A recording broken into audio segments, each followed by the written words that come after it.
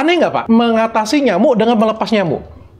Sebetulnya pendekatan nyamuk berwolbachia ini itu bisa dikategorikan selama 30 tahun ke depan neglectable risk. Aman. Ya bahasa hampir aman. tidak ada resiko. Hampir tidak ada resiko. Nyamuk jantan kalau dia berwolbachia, kalau dia kawin dengan nyamuk betina yang tidak ada wolbachianya, maka telurnya tidak akan menetas. Lama-lama tidak menekan menetas, populasi. Akan menekan populasi. Berarti itu benar statement itu. Which is itu bukan tujuan kita. Itu bukan tujuannya. Bukan. Itu kalau dari penjelasan Dr. Tifa nih yang tidak setuju dengan nyamuk berwolbachia, menurut dia adalah kasusnya ini turun terus. Jarang banget kita ketemu DBD. Saya percaya Kemenkes pasti punya data. Sekarang saya tanya dengan Kemenkes, datanya itu benar menurun atau meningkat, Pak? Katanya nyamuk berwolbachia bisa menyebabkan LGBT. Pantes Pak, banyak Pak sekarang Pak. Tanya Dokter Richard. Hari ini tamu saya luar biasa nih. Saya senang banget nih kalau ngedatangkan dari dua sisi. Soalnya kita wajib banget mendengarkan dari dua sisi supaya bisa ngambil kesimpulan penuh. Betul.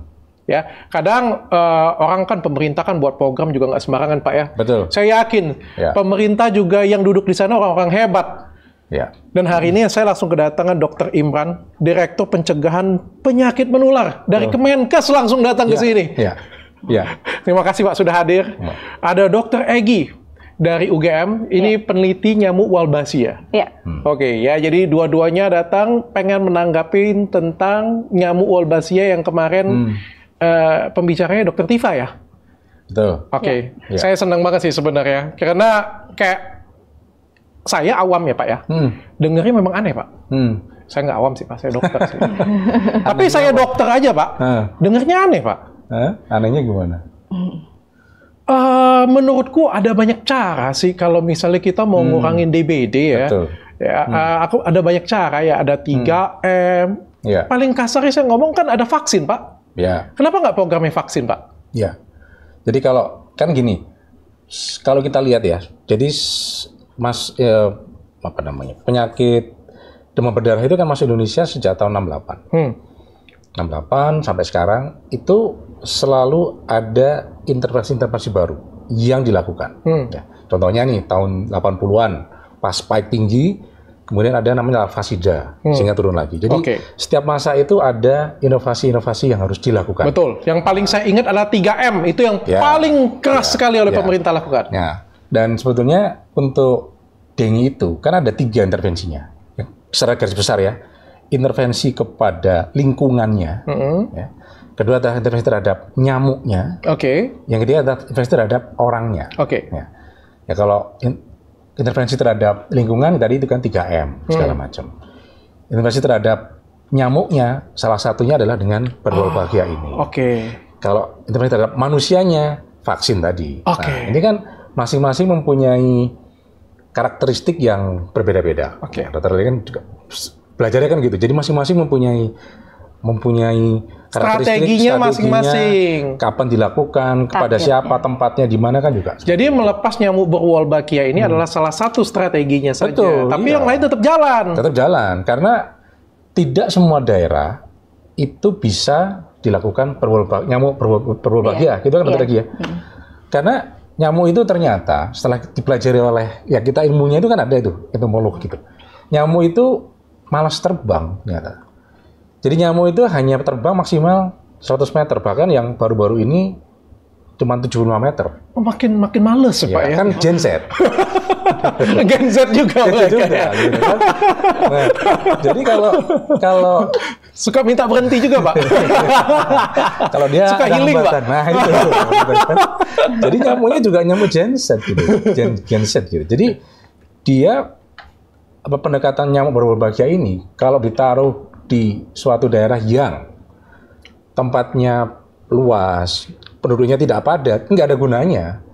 Karena nyamuknya hanya terkonsentrasi.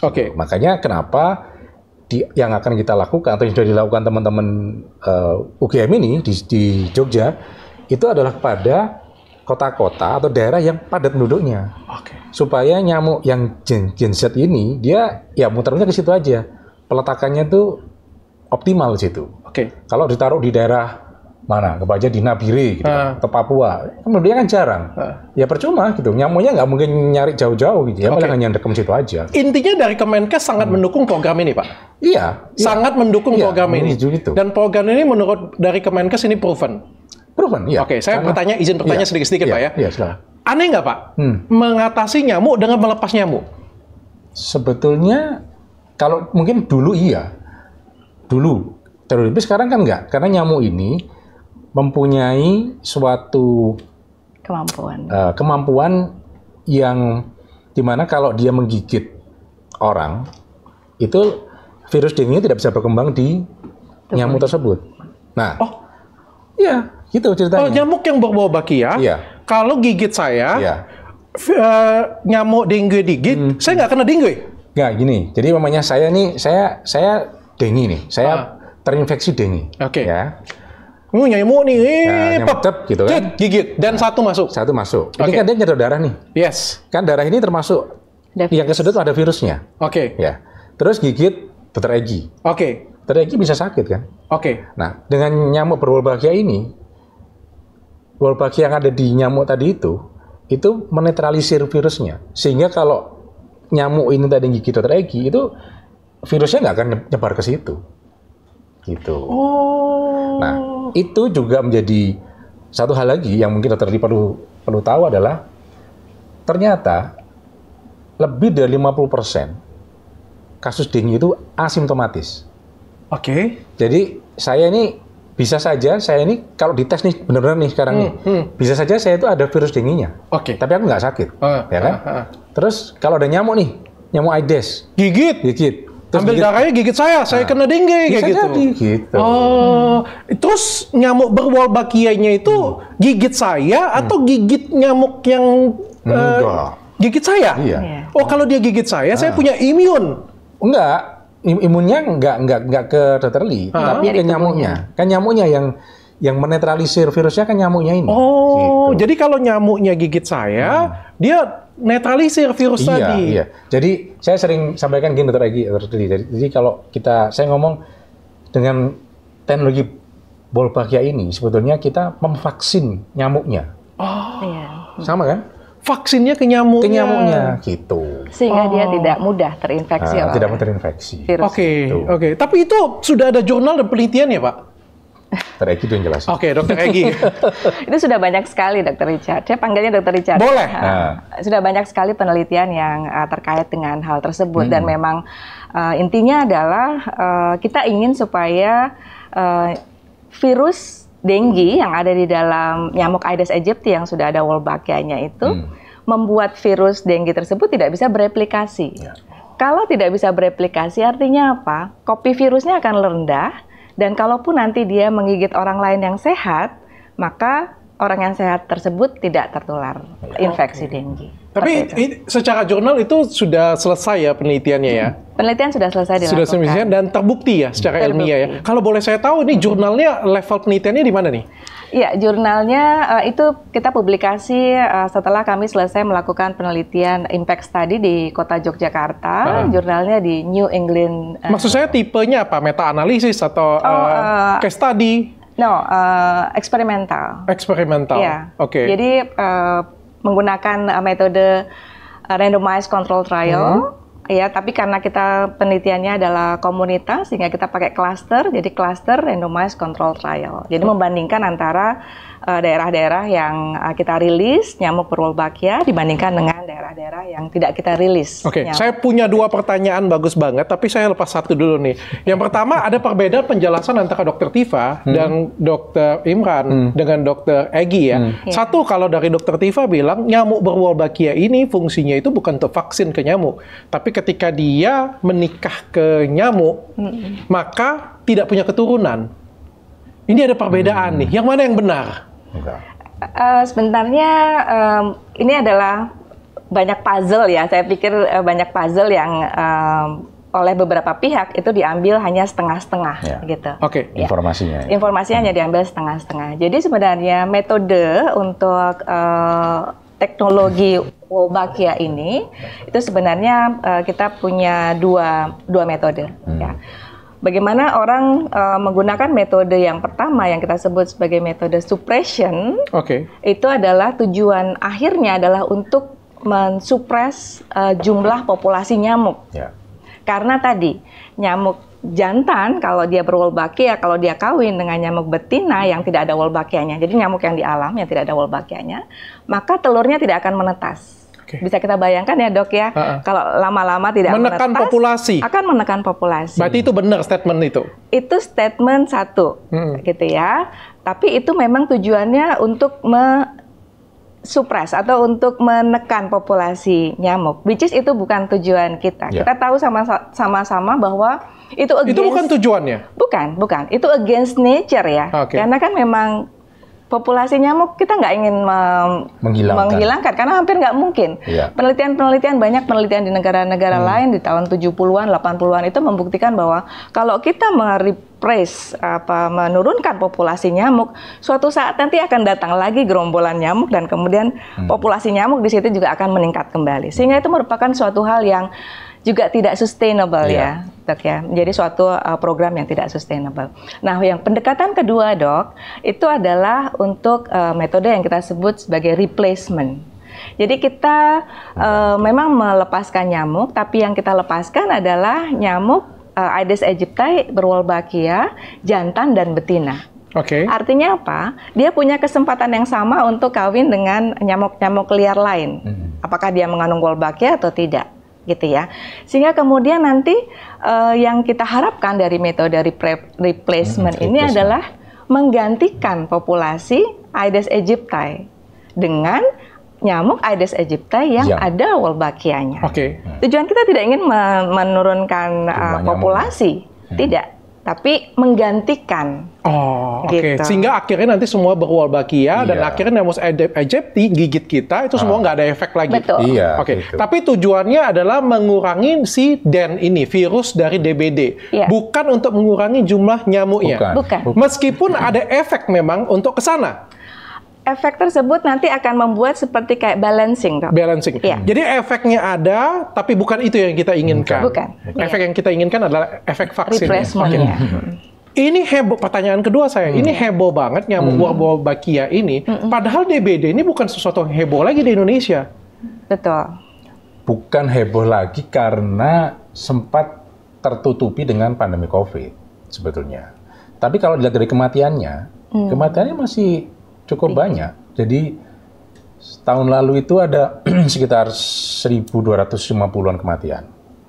Tahun ini sampai awal November ada sekitar 600-an. Jadi ya masih banyak gitu ya. Masih banyak. Dan dianggap masih tinggi. Masih tinggi karena ini beda loh datanya dengan Dr. Tifa. Dr. Tifa bilang ini case-nya rendah, kematiannya juga rendah. Nah, case-nya jadi gini, secara internasional target kita itu adalah incidence. Incidence-nya itu kurang dari 10 per 100.000. Sekarang Indonesia itu masih 30 lebih. Gitu. Jadi masih tinggi kasusnya.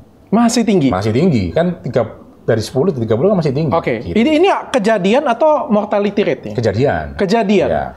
Kalau mortalitasnya tadi jadi sekitar total kematiannya sekitar 630-an lah. Jadi Bapak nggak setuju dengan Dr. Tifa bahwa ini masih menjadi masalah di Indonesia? Masih menjadi masalah. Dan angka kematiannya juga masih tinggi? Ya, bukan angka ya, jumlah masih cukup tinggi kan tadi. 630 itu kan masih tinggi juga. Gitu. Karena per apa itu Pak? 630 itu jumlah. Per bulan? Total. Nah, total setahun. Per tahun? Ya, setahun. Dan sebetulnya target atau harapan dari global itu zero death. Nggak ada kematian.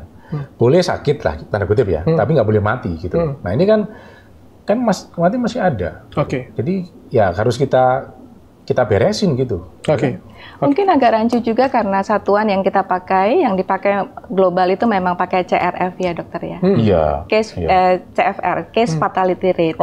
Di mana orang, saya pikir Dr. Tifa juga menyampaikan bahwa case fatality rate kita rendah gitu, 0,7. Tapi 0,7 itu adalah rate-nya dibanding dengan jumlah kasus. Which is kasusnya itu meningkat terus. Kan kasusnya itu adalah per 100.000 penduduk. Per 100.000 penduduk kan dikali berapa berapa kita jumlah penduduk kita berapa ratus juta. Oke, berarti saya note, berarti kasusnya itu naik setiap tahun. Kalau tiap tahun enggak. Jadi paling tinggi itu kalau dari 5 tahun terakhir, paling tinggi itu tahun lalu.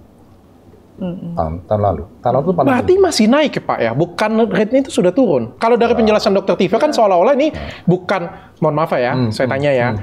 Saya ini kan dokter juga Pak, pernah lah jadi dokter paling nggak Pak. Lulusan dokter. Lulus sebelum fokus ke podcast Pak. Masih punya klinik juga. Kalau kedokteran masih hafal, masih ngerti, masih ngajarin juga. Seingat saya, pada waktu saya koas pada tahun 2008-2009, DBD ini masih menjadi masalah nasional. Seingat saya ya, yang pada waktu itu bulan November, Desember itu musim hujan, ini rumah sakit pasti diserbu DBD. Pasti. Trombosit, pemeriksaan trombosit, kayak gitu. Pada waktu itu belum ada yang namanya vaksin. Jadi banyak beberapa dari pasien-pasien itu meninggal. Sehingga yang saya anggap dengan Dokter Tifa adalah, setahu saya DBD pada fase saya di rumah sakit itu tinggi. Namun setelah itu kan saya fokusnya di kecantikan. Sehingga saya nggak pernah ketemu lagi pasien DBD lagi. Nah, kalau dari penjelasan Dokter Tifa nih yang tidak setuju dengan nyamuk berwolbachia, menurut dia adalah kasusnya ini turun terus. Hampir rendah sekali, jarang banget kita ketemu DBD. Nah, Bapak kan yang punya data nih. Ya kan? Saya percaya Kemenkes pasti punya data. Sekarang saya tanya dengan Kemenkes, datanya itu benar menurun atau meningkat, Pak? Fluktuatif ya. Fluktuatif. Karena kejadian DBD itu terkait dengan climate. Jadi kalau dia pas ada El Nino, dia naik dia. Karena ternyata nyamuk itu dia akan lebih agresif menggigit kalau suhunya panas. Jadi kita punya data, dia akan menggigit kalau di bawah 25 derajat, itu dia menggigit tiap 5 hari sekali. Tapi kalau dia naik jadi 30 lebih ke atas, dia menggigit tiap 2 hari sekali. Artinya dengan semakin sering menggigit, jadi lebih nafsu dia Pak ya. Atau haus sekali karena panas ya. Dehidrasi. Karena dia sering menggigit, maka chance ya, kemungkinan untuk nularin ke orang kan lebih besar. Gitu. Oke. Dan tahun kemarin tinggi sekali. Itu tinggi sekali. Tertinggi. Itu tinggi banget tuh. Tahun lalu itu 100 sampai 130.000 kasus. Kalau dibandingkan, kalau dibandingkan tahun 2008, Pak? 2022 itu paling tinggi kayaknya. 2022 lebih tinggi, artinya kasusnya naik dong. Iya, maksudnya naiknya tuh gini loh. Oke. Tapi artinya kasusnya masih ada dan naik ya. Iya. Kalau kematiannya sendiri, Pak? Kalau kematian sekarang lebih rendah memang. Lebih rendah karena kejadiannya tinggi tapi kematiannya bisa kita atasi. Karena ini teknologinya ada juga. Jadi teknologinya adalah kan sekarang ada rapid antigen. Lebih cepat. Iya. Jadi orang kan tahu kan. Kalau dulu orang ngira-ngira kan. Hari kelima baru tahu. Iya, baru tahu gitu kan. Sekarang hari kedua sudah tahu. Sekarang begitu ketemu ini panas, dites antigen. DBD nih, udah hati-hati. Masukin ke ruang namanya? ICU atau HCU gitu kan, jadi dia lebih terkontrol. Jadi kematian itu menurun bukan karena apa? Salah satunya adalah menurut saya sekarang rumah sakit semakin banyak, ya kan? BPJS-nya juga semakin bagus. Jadi orang itu akses terhadap vaskes itu lebih gede, gitu kan? Kalau kasusnya mau dites semua tambah naik lagi. Saya aminkan, Pak. Saya aminkan. Sampai di sini, anggaplah saya setuju. Kasusnya tinggi, masih membutuhkan perlakuan, masih harus ada strategi dari pemerintah, dan nyamuknya bisa untuk vaksin. Saya percaya dulu, kita aminkan dulu sekarang. Sampai di sini ya. Tapi apa nggak ada cara yang lain, Pak, selain nyamuk, Pak? Lepas nyamuk. Kan aneh, Pak. Kenapa nggak 3M gagal gitu, Pak? Bukan gagal. Jadi tadi saya sampaikan, setiap masa itu kita tuh punya inovasi-inovasi dilakukan. Contohnya ya, tahun berapa itu? Ya 80-an tinggi. Maka ada larvasida, abate turun gitu kan. Terus nanti suatu saat lagi sebelumnya ada tinggi diberi fogging. Jadi tiap masa itu pasti ada intervensi spesifik yang dilakukan pada saat itu. Nah, sekarang ini kan udah dilakukan semua nih, tapi kok masih ada, masih tinggi gitu kan di daerah-daerah. Nah, kita harus tahu kan ini gimana cara menurunkannya gitu. Dan tadi saya sampaikan bahwa teknologi nyamuk berwolbachia ini tidak bisa digunakan di semua tempat. Karakteristik wilayahnya itu pasti harus jelas. Yang padat penduduk gitu kan, yang densitasnya banyak, penduduknya banyak, penduduknya juga banyak. Itu yang di tempat-tempat itu yang harus bisa dilakukan teknologi nyamuk berwolbachia. Bagi daerah lain yang densitasnya nggak tinggi gitu kan, ya tetap dilakukan PSN itu gitu. Dan ini bukan teknologi yang menggantikan, yang berganti, tapi adalah komplementer. Salah satu strategi baru. Betul. Pak, ini katanya masih penelitian. Penelitian itu sudah dilakukan bukan hanya di Indonesia. Uji coba. Sebenarnya fase uji coba itu sudah selesai dilakukan di UGM. Nanti Dokter Agi yang bisa cerita. Jadi ini bukan fase uji coba lagi? Ini sudah bukan fase penelitian lagi. Bukan fase uji coba, fase implementasi. Artinya kita beli nyamuk itu, bukan nyamuk ini dapat gratis. Sebenarnya tidak beli juga ya, Pak. Karena memang pertama memang sudah pasti kalau kita punya teknologi dan kemudian kita butuh untuk memproduksinya ya, memang butuh seperti itu. Tapi kita lihat seperti ini. Kenapa gerakan PSN 3M gitu mungkin masih belum mencapai hasilnya yang diharapkan. Kita lihat ya, gerakan-gerakan seperti itu membutuhkan komitmen yang terus-menerus. Coba sekarang saya tanya Dr. Imron aja juga deh, kalau melakukan PSN bareng-bareng di lingkungan gitu, terakhir kapan dok? Itu merupakan suatu hal yang berat sekali kita lakukan, ya nggak sih? Gitu kita harus karena gerakan PSN dan 3M itu memang harus berangkat dari kita sendiri. Tapi gerakan itu memang tidak bisa punya suatu hasil yang optimal kalau kita tidak bersama-sama. Kita melakukan tapi tetangga kita nggak melakukan, sama aja gitu. Nggak bisa. Dan itu yang harus terus-menerus. Nggak mungkin kita Jumat bersih hari ini, 2 minggu lagi kita nggak melakukan Jumat bersih, gerakan Jumat bersih. 2 minggu lagi kita lakukan, kita lakukan. Berikutnya lagi kita nggak melakukan. Itu berat sekali, gitu ya.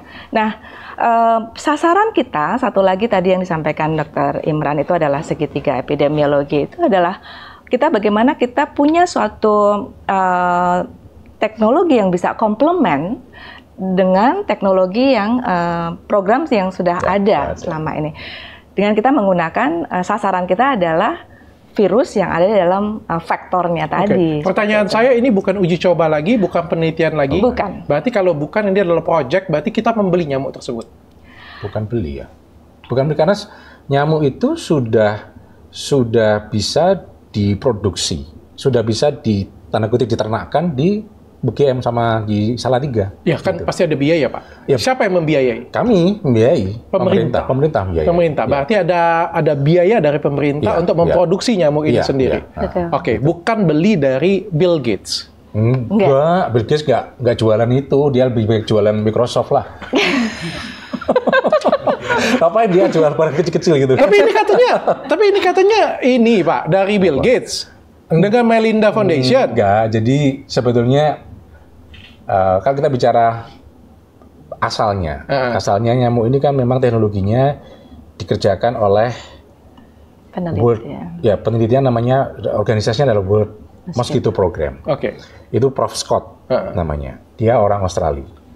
Nah, dalam penelitian itu namanya penelitian kan siapa saja bisa masuk. Salah satu yang berikan sponsor adalah Bill Gates. Salah satu. Nah, ada banyak yang lain juga. Ada banyak lain gitu. Cuma karena Bill Gates yang terkenal jadi Bill Gates lah. Nyamuk Bill Gates. Yang beberapa Bill Gates. Nah, kemudian WMB ini kemudian mengajak kerjasama dengan UGM. Itu tahun 2011 ya. Iya, 2011. Nah, pada saat pelaksanaan di Indonesia nggak ikut-ikut sudah Bill Gates. Udah nggak ikut-ikut. Nah, biaya yang dikerjakan di UGM itu dari dana Yayasan Tahia. Itu orang Indonesia, Tahia Foundation. Jadi Bill Gates sudah nggak ikut-ikut. Jadi putus hubungan dengan nyamuk. Itu selesai udah. Jadi Kalau ini nyamuk Bill Gates itu enggak. Oh, berarti diproduksi dari tim kita sendiri di Indonesia sudah diproduksi. Dan dananya dari pemerintah. Pemerintah, gitu. Untuk yang implementasi dananya dari Kementerian Tapi yang pada saat piloting itu menggunakan dana dari Yayasan Tahiyya tadi. Oke. Efeknya nih, kita langsung ke efek nih. Ini banyak banget berseliweran efek. Katanya nyamuk Wolbachia bisa menyebabkan LGBT. Gimana ya? Sekarang pantes Pak, banyak Pak sekarang Pak. Saya lewat Pak, banyak banget Pak, sumpah. Apa itu efek dari nyamuk Pak? Jadi pertama gini, pada saat kita mau melakukan kegiatan atau proyek ini atau penelitian ini, itu sudah ada kajian dari tim independen yang dipimpin oleh Prof. Damayanti. Prof. Damayanti itu ahli serangga, ya, entomolog dari IPB. Dan tim itu ada 25 orang. Disiplin ilmunya beda-beda, ya. Ada dokter, ada entomolog, ada dokternya juga macam-macam, ya, ada spesialis anak, ya kan? Ada patologi klinis macam-macam. Mereka itu berembuk nih melakukan kajian resiko, ya, 25 orang ini. Dan hasilnya adalah pendekatan nyamuk berwolbachia ini itu bisa dikategorikan selama 30 tahun ke depan itu neglectable risk. Oh, aman. Ya, bahasa hampir aman. Tidak ada resiko. Hampir tidak ada resiko 30 tahun ke depan. Dan itu yang menghasilkan itu, evaluasi itu bukan tim UGM. Tapi nyamuk ini sendiri umurnya baru 10 tahun, Pak. Kayak gimana bisa 30 tahun, Pak? Ya, dia kan melakukan kajiannya macam-macam. Cara kajiannya kan dengan modelingnya, dengan modeling. Dan dengan tadi pertanyaan kritis kan. Kalau kayak gini gimana? Kalau kayak gini gimana? Itu kan ada itu metodenya. Gitu. Oh. Jadi sudah dilakukan metode itu. Oke. Jadi untuk dari sisi saintifik aman.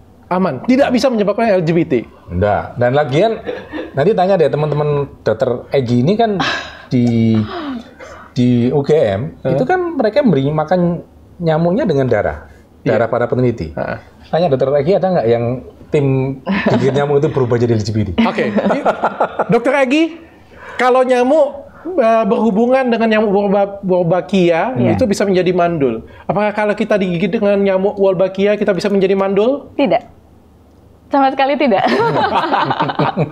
Apakah kalau kita digigit oleh nyamuk berwolbachia jadi LGBT? Tidak.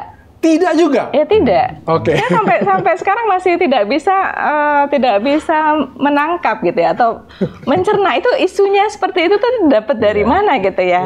Saya sudah tanya dengan Dr. Tifa. Oke. Kalau dari Dr. Tifa dia bilang dia tidak bilang tidak bilang iya. Tapi karena ini masih penelitian dia bilang semua mungkin saja. Sangat jauh ya. Saya akan berbicara dari evidence ya, Dok ya. Pertama adalah begini. Wolbachia itu adalah bakteri alamiah ya. Bakteri alamiah dia ada di sebagian besar serangga yang ada di muka bumi. Dan kemudian dia karakteristiknya dia hanya bisa hidup di sel serangga. Dia nggak bisa hidup di sel mamalia. Manusia itu sel mamalia ya selama ini saya tahunya ya. Jadi dia nggak bisa hidup di inangnya, nggak bisa mamalia. Nggak bisa. Dia hanya bisa karakteristiknya memang hidup di sel serangga. Sehingga begini, orang mungkin akan khawatir ya kalau dia digigit oleh nyamuk yang ada Wolbachia-nya. Wolbachia-nya masuk ke dalam tubuh, berkembang biak dan menimbulkan penyakit, gitu ya. Ada penjelasannya seperti ini. Wolbachia itu dia tidak masuk ke dalam tubuh kita pada saat nyamuk itu menggigit karena satu. Diameter dari Wolbachia, jadi Wolbachia itu kan bakteri ya, dan kemudian diameternya itu ternyata lebih besar dari diameter proboscis nyamuk. Jadi kalau dia menggigit manusia, Wolbachia-nya nggak keluar. Nyantol. Nyantol karena memang diameternya lebih besar dari proboscis nyamuk. Itu satu. Kemudian kalaupun orang mungkin bilang ya, mungkin ada anaknya Wolbachia ya yang lebih kecil ya, diameternya lebih kecil gitu ya. Dan kemudian dia bisa masuk lewat proboscis nyamuk ke dalam darah gitu ya. Orang kan ada aja ya bilang seperti itu. Oke, misalnya orang Wolbachia-nya yang kecil-kecil itu masuk. Tapi tadi karena Wolbachia-nya itu tidak bisa hidup di sel mamalia, dia nggak akan bisa berkembang biak di dalam tubuh kita. Kami di Jogja juga melakukan penelitian seperti ini, Dok. Waktu kami melakukan small scale release ya. Jadi sebelum kita melakukan di kota Yogyakarta, kita melakukan di wilayah terbatas di Bantul dan Sleman ya. Di wilayah Bantul itu sebelum kita rilis itu kita survei ke masyarakat dan kemudian kita minta izin untuk kita ambil darah penduduk yang ada di sana. Tentu saja dengan persetujuan Komisi Etik ya. Dan kemudian kita simpan. Kemudian kita melakukan rilis nyamuk berwolbachia. Dan kemudian setelah 6 bulan, 8 bulan ke depan, setelah kemudian wolbachia-nya itu establish di wilayah tersebut, kita kembali lagi ke mereka. Kita minta izin lagi untuk diambil darahnya. Oke. Ya, jadi kemudian kita bandingkan antara sebelum pre-rilis dan setelah rilis. Kita lakukan uji serologi, Dok. Kita lakukan uji serologi, tujuannya apa? Kita ingin melihat antibody anti-wolbachia.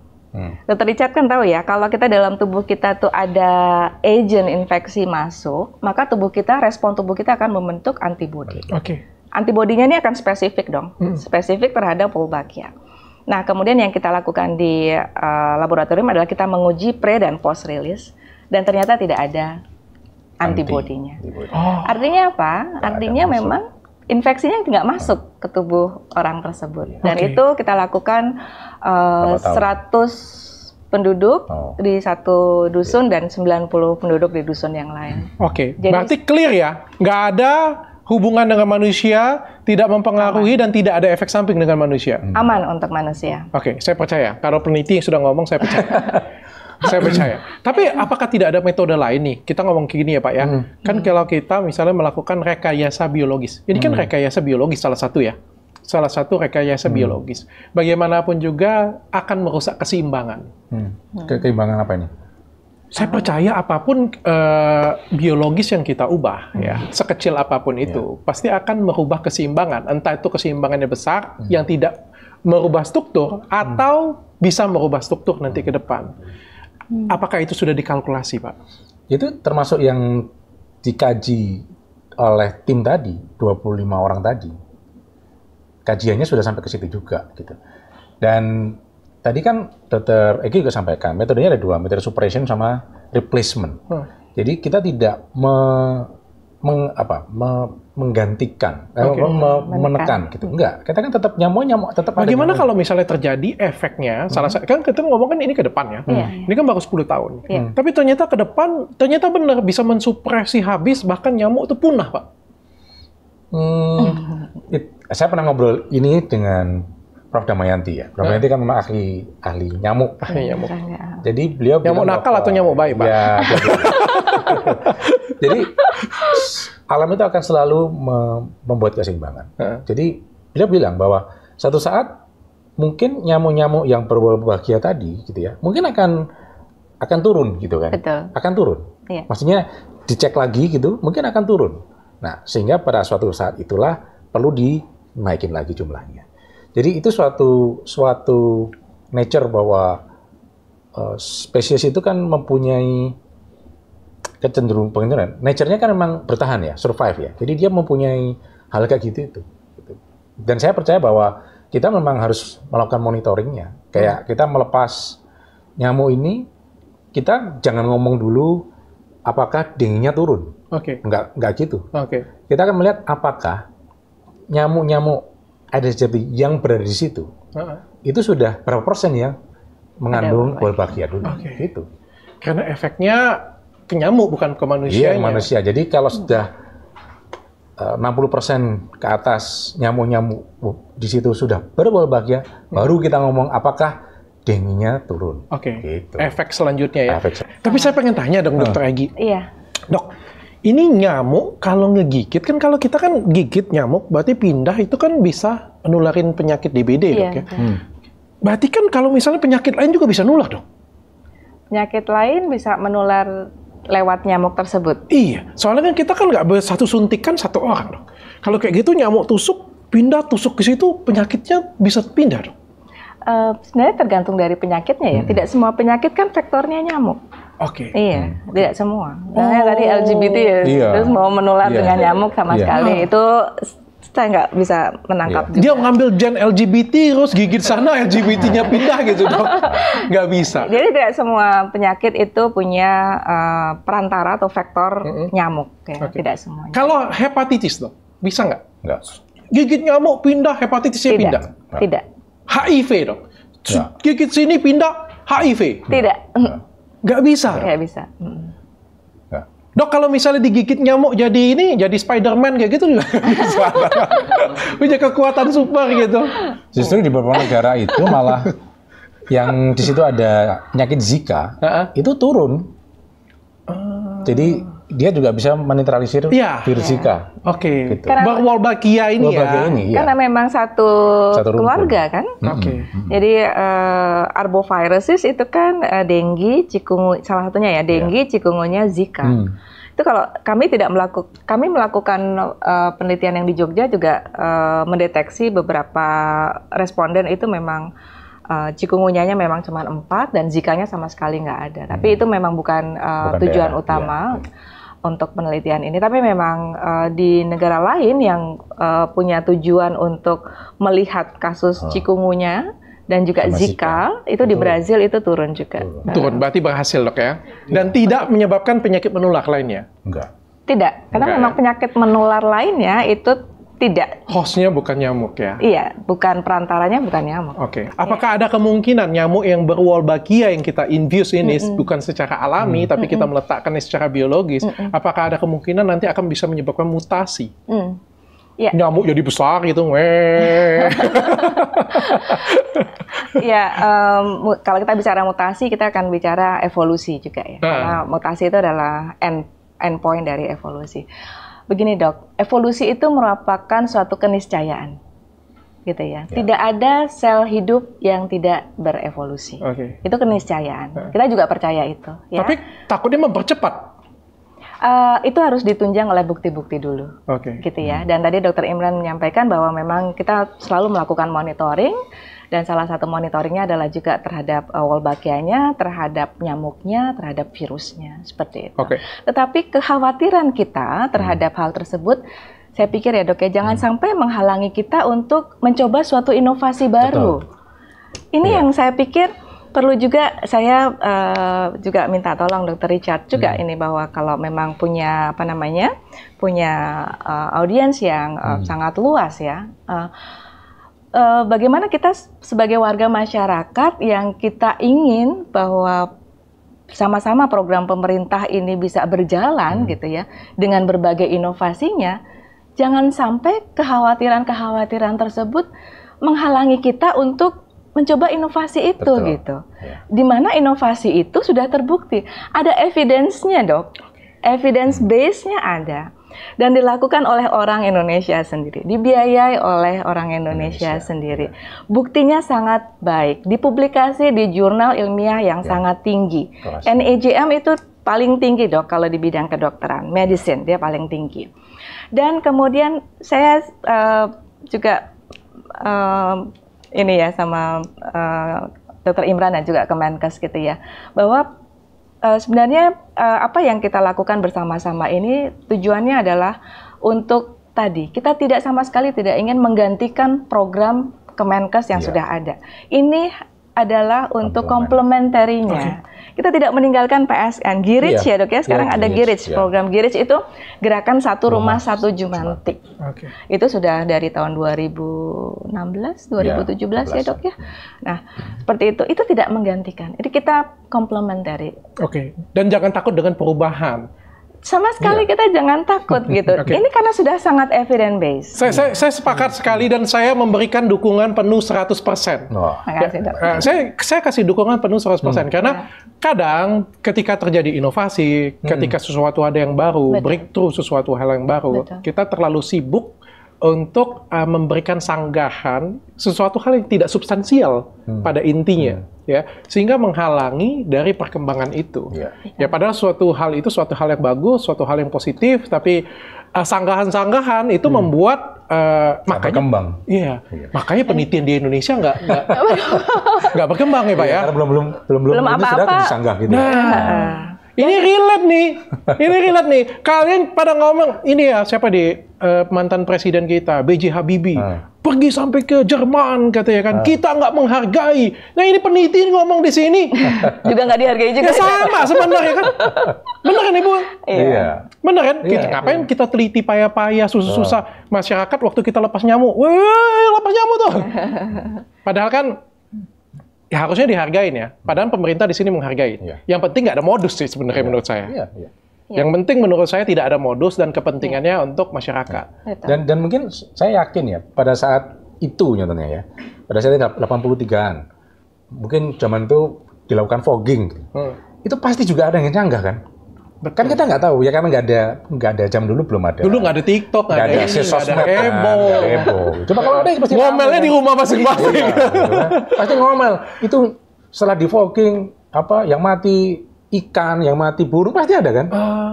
Cuman kan nggak ada, ya itu nggak ada sosmed gitu kan. Oh iya. Jadi, iya. Saya kira sih suatu inovasi itu pasti ada pro kontra. Cuman jangan sampai tadi kan hal-hal yang ini akhirnya justru menghambat program. Harusnya masyarakat ini membutuhkan dapat kemudahan, dapat manfaat, dapat benefit. Kita halang-halangi. Justru kayak kemarin satunya yang rame awalnya kan di Denpasar nih. Denpasar itu saat ini menjadi kota nomor 2 paling banyak kasusnya. Bagus dong Pak, ranking 2 Pak. Bagus gitu kan. Jadi prestasi Pak. Jadi pada saat kita dialog ini gitu ya, webinar, itu ada yang ngomong di chat itu gitu kan. Ini kenapa sih gitu? Ya, orang-orang Denpasar bilang, lah kita tuh sekarang butuh ini sesuatu inovasi untuk mengatasi demam berdarah.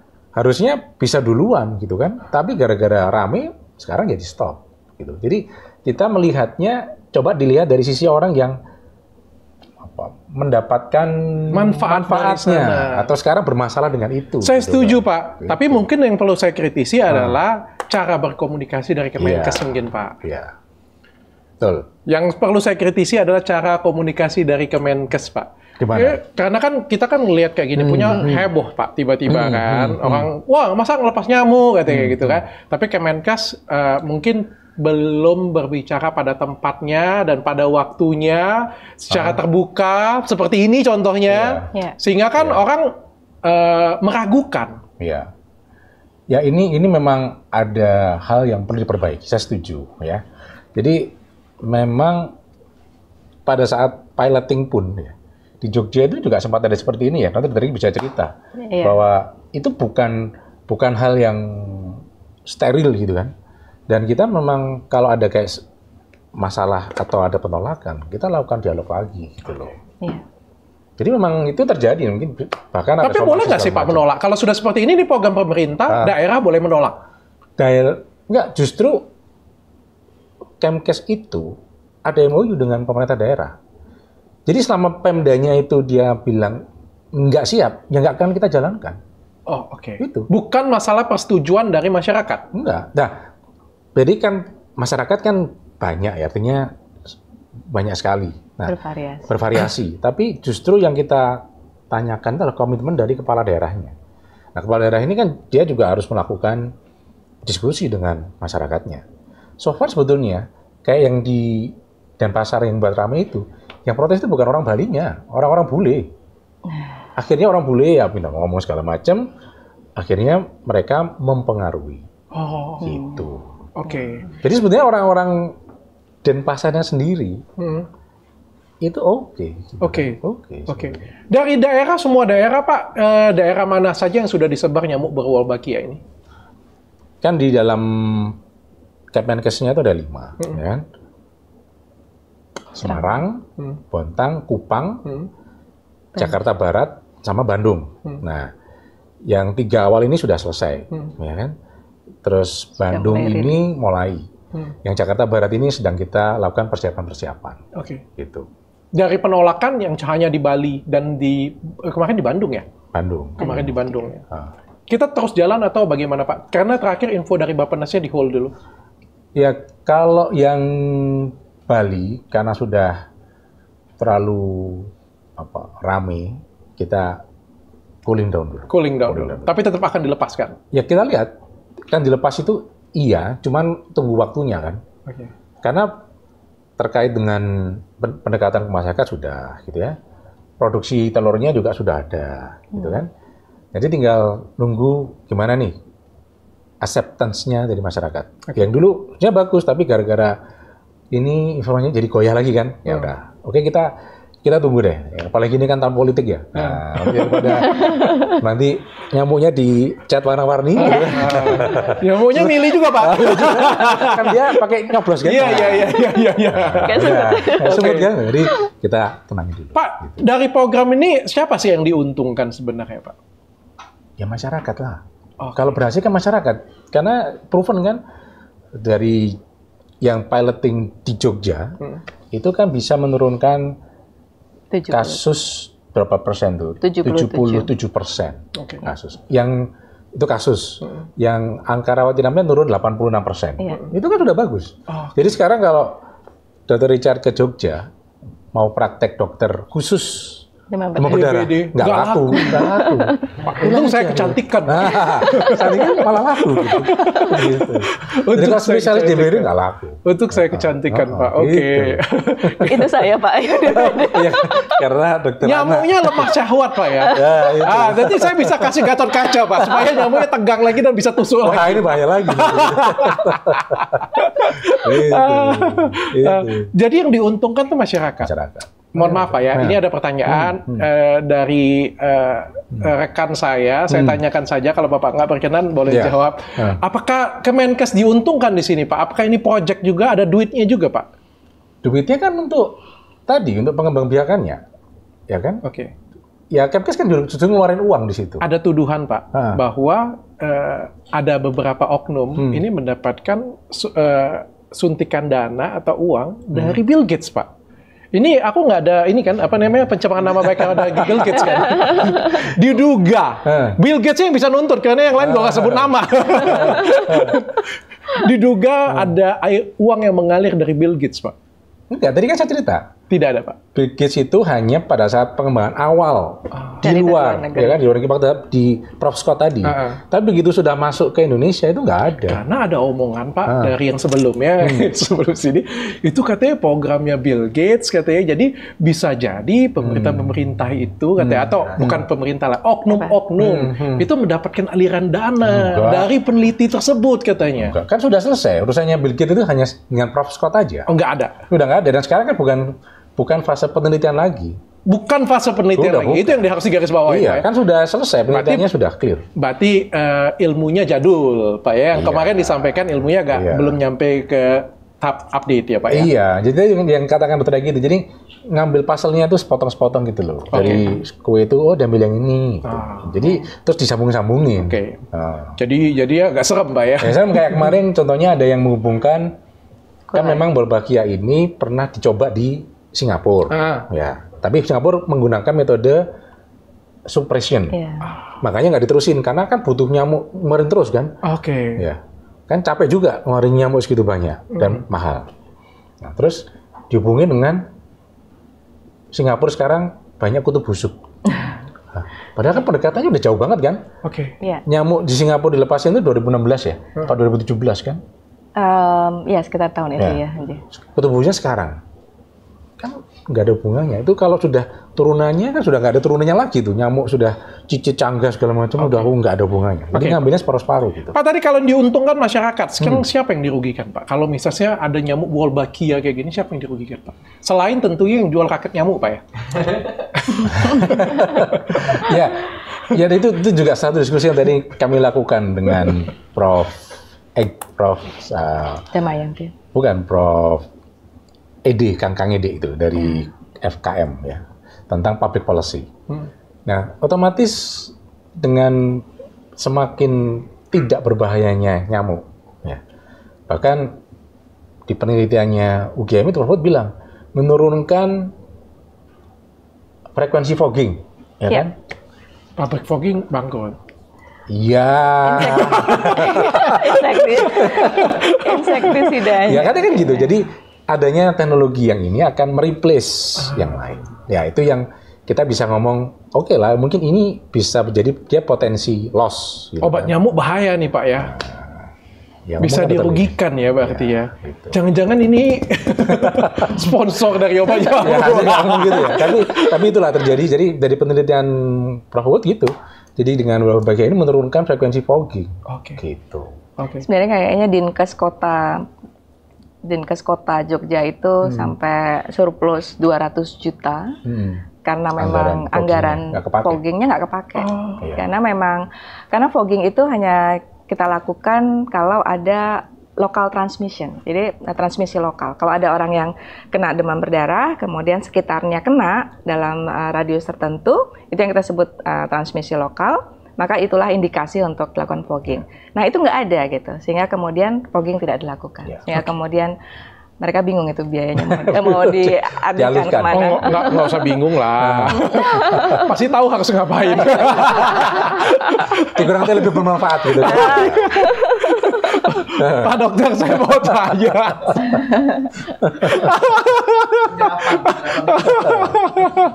Pak Dokter, saya mau tanya.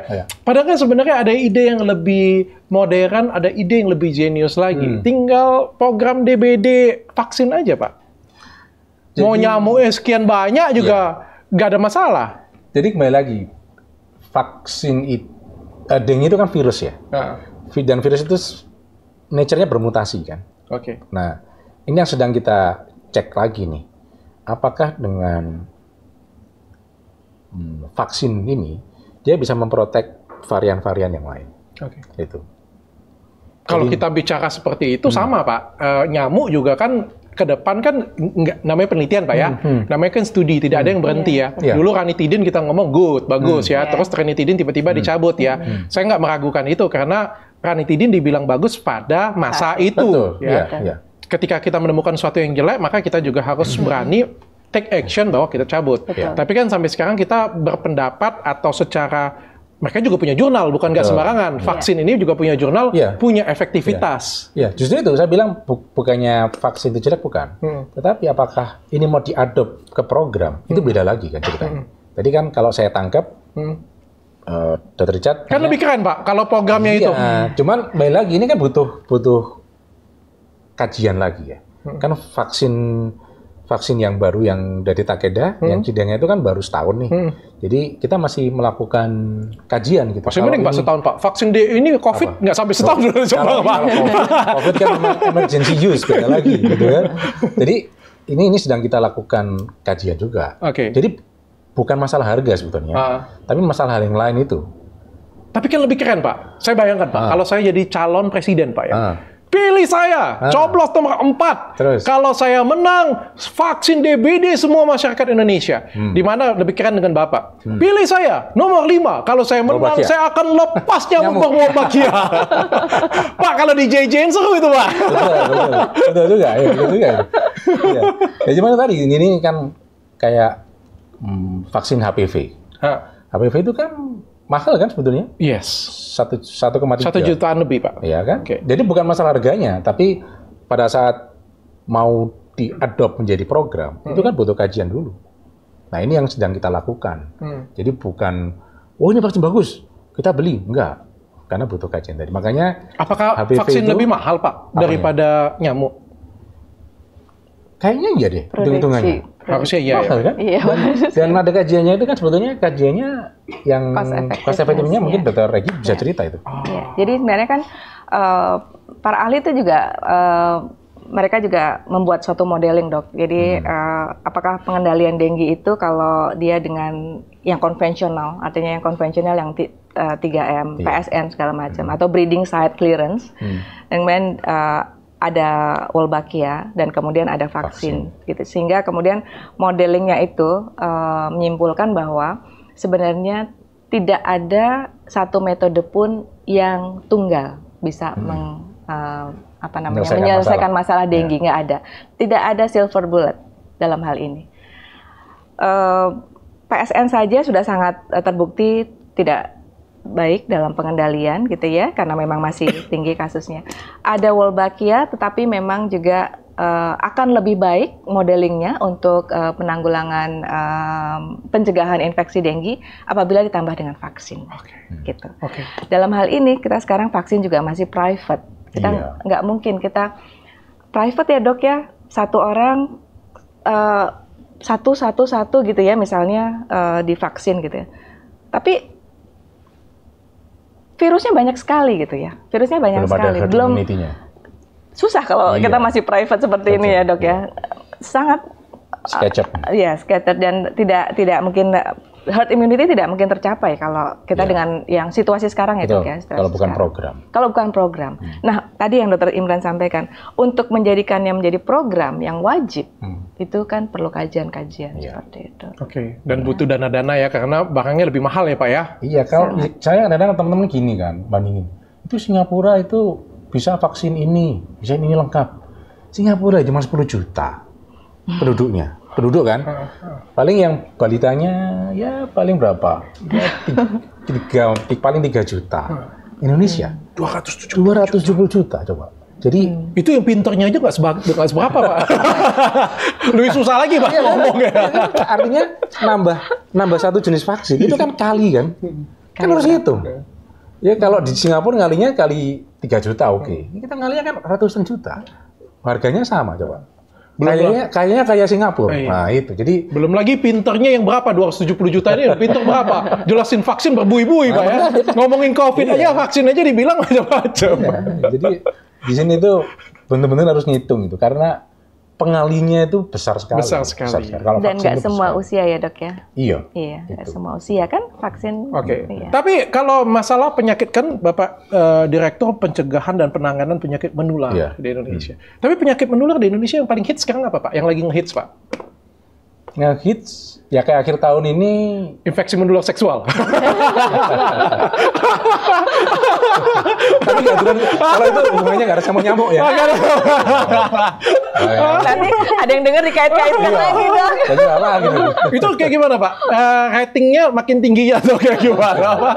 Ya kan kalau IMS itu kemarin sempat hits gara-gara monkeypox ya. Karena penderita monkeypox itu memang terkait dengan kelompok resiko tinggi ini, gitu, LSL, gitu. Dan itu sekarang sih sudah sampai Bali, sampai ke Jawa Timur. Ya itu sudah nyebar gitu. Jadi yang paling hits sekarang apa Pak? Kalau hits, ya orang nanya tentang COVID. Masih COVID. Masih COVID. Nah itu mumpung ketemu ya. Jadi tadi kan juga sama wartawan. Jadi COVID ini kan memang kasusnya cenderung naik. Naiknya ini karena memang proteksi vaksin, ya itu kan sudah setahun yang lalu, jadi sudah mulai turun nih, ya. Jadi memang cenderung naik. Tetapi sebetulnya yang parah itu tidak banyak. Ya. Nah ini kedua, kalau kita lihat, kalau tadi kami tanya, Dok, apakah ada potensi ledakan seperti dulu lagi? Jadi setelah kita lihat, ledakan itu, kasus maupun kematian, itu terjadi apabila ada strain baru yang muncul. Kayak dulu kan Delta, Omicron, gitu kan? Sehingga dia akan muncul strain baru. Nah, sekarang ini setelah yang kita monitor, ada varian-varian baru, tetapi dia masih di dalam galurnya, apa namanya itu? Keluarganya Omicron. Nah, keluarga Omicron itu kan dia ringan ya. Ya dia memang mudah menular tapi ringan. Jadi yang terjadi sekarang itu ya kita memonitor. Tapi sampai saat ini belum kita temukan adanya varian baru. Dan itu harus kita monitor terus. Karena kalau begitu ketemu varian baru, ya kita harus siap-siap nih, hati-hati nih. Gitu. Siap-siap lagi. Gitu. Saya kemarin nonton War of the Planet of the Apes, Pak. Oh, lama tuh. Sebenarnya mirip, Pak, dengan COVID, Pak. Cuma kita mampu bertahan, Pak. Kalau dia kan filmnya Simian Flu, kan? Ya. Bapak nonton nggak? Simian flu, manusianya kena simian flu kayak gitu. Jadi monyetnya makin pintar, manusianya makin tersupresi. Flu juga, tapi simian flu. Tapi mengerikan juga Pak ya kalau dapat ini wabah seperti ini Pak ya. Dan kita jangan berharap zero COVID. Nggak bisa lagi. Nggak bisa. Tapi COVID sudah menjadi penyakit pada umumnya. Iya, ya sudah endemnya aja gitu. Masih harus kita takutkan Pak. Waspada ya, Tapi kalau aku ditanya, apakah nanti kita akan ada restriksi lagi kemana-mana harus nunjukin vaksin? Kayaknya enggak deh. Nggak ada lagi. Saat ini kayaknya tidak diperlukan. Oke. Ya, karena Spanish flu itu kan tahun 1915 ya. Virus yang sama itu masih ditemukan di orang, di Pamekasan malah. Itu 1980-an. Jadi jangan diharap virus itu, COVID itu nggak ada. Nggak mungkin gitu. Karena dia, virus itu kan juga separuh makhluk hidup kan. Dan nature-nya, kita tahu belajarnya. Hidup. Dia memang surviving. Dan mutasi itu, ya kan dia adalah salah satu cara dia atau makhluk hidup untuk bertahan. Diri. Oke. Dok, pertanyaan terakhir. Sekarang kementerian kita dipimpin oleh bukan dokter. Mana yang lebih baik, Dok? Apakah kita secara kesehatan lebih baik di bawah seorang pemimpin yang bukan dokter? Ya, saya kira beliau punya prestasi-prestasi yang belum atau tidak dicapai pada menteri-menteri yang dokter. Gitu ya.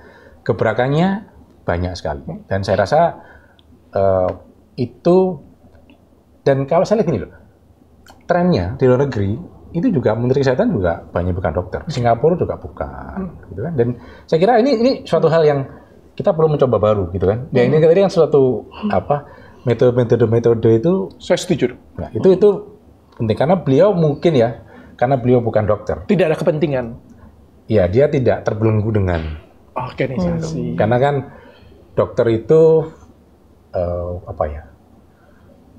ya kita bilang sangat menjunjung senioritas, gitu. Profesi. Terlalu persaudaraan, katanya.